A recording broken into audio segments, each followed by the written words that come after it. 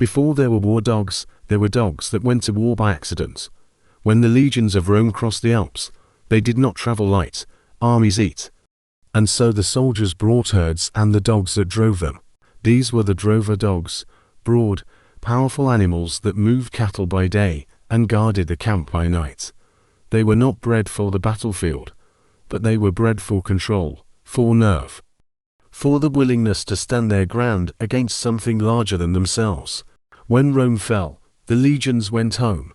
The dogs stayed in the German town of Rottweiler, a cattle hub where the drover's dog kept working for another 1,000 years. We know it now by that town's name, the Rottweiler. It is the oldest thread in this story, the raw material, a guardian shaped by an empire, waiting for someone to give it a uniform. The first dog built for war was actually built for one nervous man. In the 1890s, a German tax collector named Karl Doberman carried money through bandit country and ran the local dog pound. He had everything he needed to build a perfect protector. Strong, fast, fearless. What he made barely needed refining. Alert, lightning quick, afraid of almost nothing, a guard dog and a messenger in the same body. When the World Wars came, armies noticed. By the Second World War, the Doberman had become the official dog of the United States Marine Corps. On the island of Guam, in July of 1944, the Marines came ashore to take back ground the enemy had held for 2.5 years. They did not come alone. Ahead of them walked the dog sentries and scouts, trained to move in silence and warn without a sound. One of them was a Doberman named Kurt. Walking point ahead of 250 Marines, Kurt stopped. He alerted. Hidden in the jungle ahead was a large enemy force, and because of him, the ambush came too soon to close. Those men lived. Kurt did not. Wounded by a mortar blast, he became the first war dog to die in the battle for Guam. He would not be the last. But hold that ground, we will come back to it. Germany was the first modern military to systematically train dogs as messengers, scouts, and sentries, and the shepherd, bred for herding intelligence and stamina, became the template. This is the breed that turned the war dog into a standing part of the army. Their most valuable skill was also their quietest. A scout dog could sense the enemy at a distance no man could match, catching a hidden presence as far as half a mile away, and freezing to warn its handler without a single bark. And then there was Caesar, a German shepherd messenger with the Marine Raiders on Bougainville, where the jungle was so thick the radios failed.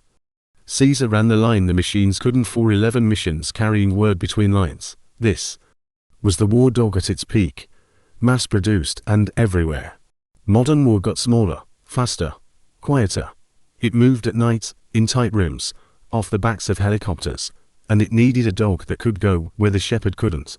It found one in Belgium. The Malinois herding dog is lighter than a German shepherd, more compact, and wired with a work drive that borders on obsession. That smaller frame is the whole point. A soldier can strap a Malinois to his chest and jump out of a plane with it. He cannot do that as easily with a 90-pound shepherd. Today, the Malinois makes up the majority of the working dogs in the United States military. The Department of Defense breeds them in-house, an entire program devoted to producing this single dog. When a Malinois named Cairo went in with the team that reached Osama bin Laden, the world finally saw the animal that had quietly replaced every dog before it. And here is the part nobody puts in the recruitment video. This is the most elite canine soldier ever built, and it does not make a suitable family dog for the average household. Its personality, its energy, its athleticism are simply too much for most families to handle. Every year, people see the raid footage and buy the puppy. Most of them have no idea what they've brought home. This is a dog engineered for war. Back to Guam, when the fighting ended, 25 war dogs did not come home. They were buried where they fell, beside the Marines they died protecting, and then they were forgotten. For decades the graves sat overgrown, swallowed by the jungle, until one of the men who had trained them, an old Marine who never let it go, fought to bring them back into the light. Today they rest in neat white rows again, tended and honored, no longer lost.